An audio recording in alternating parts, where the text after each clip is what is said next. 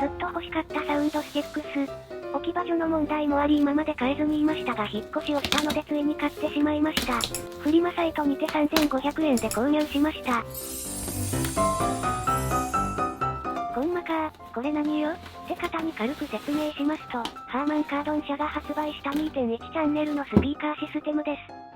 サウンドスティックスの歴史は長く誕生は iMac 専用のサブウーファーとして、iSub の名称で1999年にリリースされました。その特徴的なデザインを手掛けたのは、数々の Apple 製品のデザインを手掛けたジョナサン・アイブでした。現在ではサウンドスティックス4として販売されています。大幅にモデルチェンジをしてそそられなくなりました。私が買ったものは初代モデル、USB で接続する仕様になっています。この特徴的なフォルムから通称クラゲと呼ばれています。ニューヨーク近代美術館、MoMAに収蔵されたのも有名な話です。というわけで、箱から出し終わりましたのでケーブルから見ていきましょう。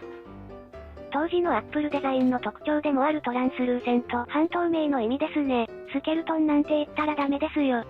ケーブルはもちろんのことコネクターも透けてますね。乳白色な見た目ですが、これも半透明だったのかなと思いますね。はい、続いて AC アダプター。こちらもトランスルーセントになっています。AC アダプターの状態はいいのですが、ケーブルがやっぱりというか若干ベトついていますね。サテライトスピーカー、4個の1インチのドライバーで構成されてます。各チャンネルごと 20W の出力だそうです。中古で流通しているものの多くは割れていたりドライバーが外れていたりとか見かけますね。よく見るとドライバーのエッジに白っぽい斑点が多く見られますね。加水分解が進行しているのでしょうか。カビのような感じもしますね。付け根の部分は可動式に壊すとこでした。付け根の部分は可動式になって折り角度をつけることができます。後で知りましたが、土台は180度回転するのでスピーカーを手前にすると良いようです。サテライトスピーカーのケーブル、RCA ピンケーブルになっています。サブウーファー側に接続するみたいですね。よく見ると細かい傷がたくさん。そりゃ20年ぐらい前のものですからね。全体的に変色もしてますね。黄ばみというか薄茶色。はい、やっぱりというか、中にホコリが溜まっております。構造上、分解できないのでどうにもできないのかな。こちらは電源用コネクターですね。白錆でしょうか、腐食しています。サテライトスピーカーはこちらに接続するのですね。USB ケーブルも黄ばんでますね。トランスルーセントかっこいいけど、時が経つとこうなりますよね。レトロっぽいデザインのこのノブはボリュームでしょうね。そしてそこに配置されているのは6インチのウーファー、アンプ出力 20W です。外観チェックはこのぐらいにして接続してみましょう。腐食しているせいか、ものすごく硬いですね。USB 接続ですが iSub と違い、Mac でも In でも使えます。ってことでお気に入りの改造 iMac G4 で鳴らしましょう。すぐに認識されました。サウンドスティックスが一覧に出てきました。YouTube で音楽を再生してみます。音が小さい？なんてことはない。ボリュームが低かっただけですね。慌てながら、ボリュームを上げていきます。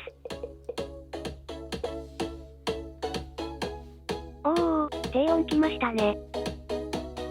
もっと低音ズンズン来ると思ってましたが、こんなもんでしょうか。サウンドスティックス側の音量はマックスにしてあります。と思ってただけでした。改めて最大だと思っていたサウンドスティックスのボリュームノブを回します。いや、全然違うし、ズンズン来てます。ちょっとノブを回して聞き比べましょう。デスクトップ用スピーカーとは思えないぐらいの重低音。ちなみに音量ノブはサブウーファーだけに適用されています。すべてのマカーにぜひおすすめしたいし使ってもらいたいです。動作確認が取れて一安心。気になる内部のホコリを取ってみよう。用意したのはハンディモップ。果たして取れるのでしょうか。思ったよりもきついっすね。押し込んでみます。やば、抜けた。このまま回して掃除しましょう。何も変わらず。そこまで届いてないみたい。次は作戦を変えましょう。クロスを中に押し込んで菜箸で取るというママに見つかったら絶対怒られるやつです。取れました。大成功です。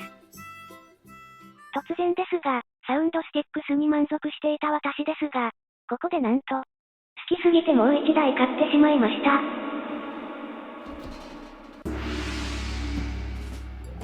こちらは2代目、サウンドスティックス2になります。初代の発売から4年後の2004年にリリースされました。私のにわか知識によりますと出力が USB から 3.5mm オーディオジャックへと変更、本体に青色 LED が搭載されたってことでしょうか。出力が USB からオーディオジャックへと変更されたことが重要で、Mac か Win 以外でも幅広く使えるようになりました。そして私が買ったものはなんと新品未使用で4000円、超掘り出し物でした。製造されて約15年ぐらい経過してますよね。動くのか若干の不安は隠せませんがガチの未使用のようです。ちなみにサウンドスティックスは2015年までアップルで販売されてました。その後はストアから姿を消したようです。シリーズを軽くまとめますと2000年に USB 接続の初代モデルがリリース、2004年にオーディオミニジャックへ変更、そして2009年は土台の色変更などのマイナーチェンジ、2012年には Bluetooth 接続のワイヤレス化と進化しました。2020年に冒頭で紹介したほぼ別物のサウンドスティックス4となり、現在も販売されていますが、日本では展開してないようです。うんちくはこれぐらいにして未使用のサテライトスピーカーです。やっぱ輝きが違いますね。デザインは初代と同じ感じがします。片方のサテライトスピーカーのコネクターが違いますね。ボリュームボタンがついたので変更になったんですね。サブウーファーも基本的にはデザインに変更はないようですね。やっぱ未使用は気分がいいです。控えめなハーマンカードンのロゴが所有欲を満たしてくれます。USB からオーディオジャックに変わりましたので、コネクター類も変化してるようです。ボリュームノブもそれっぽくなりました。ケーブル、AC アダプターはトランスルーセントが廃止になりましたね。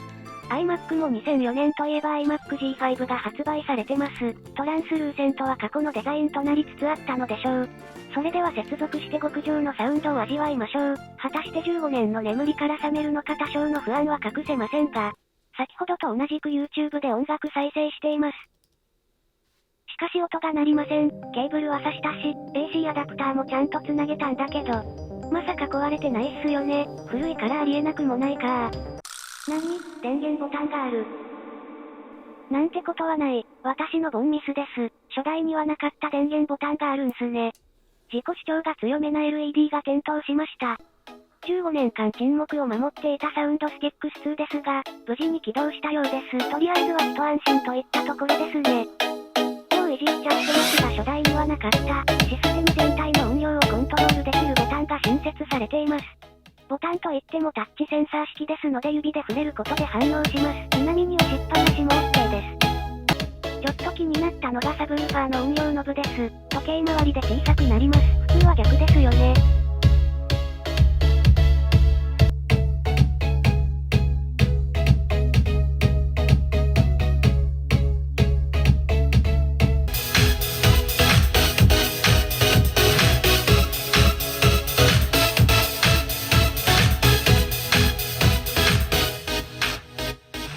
新旧対決、聞き比べてみよう。サウンドスティックスの聞き比べをします。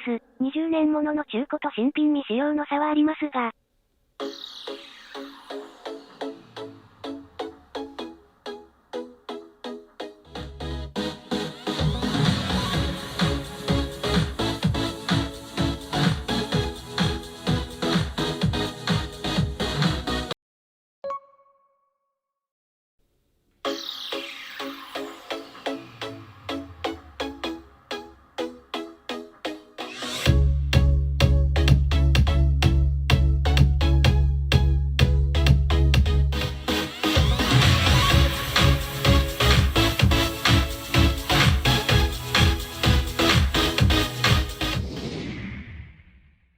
勝者、サウンドスティックス2。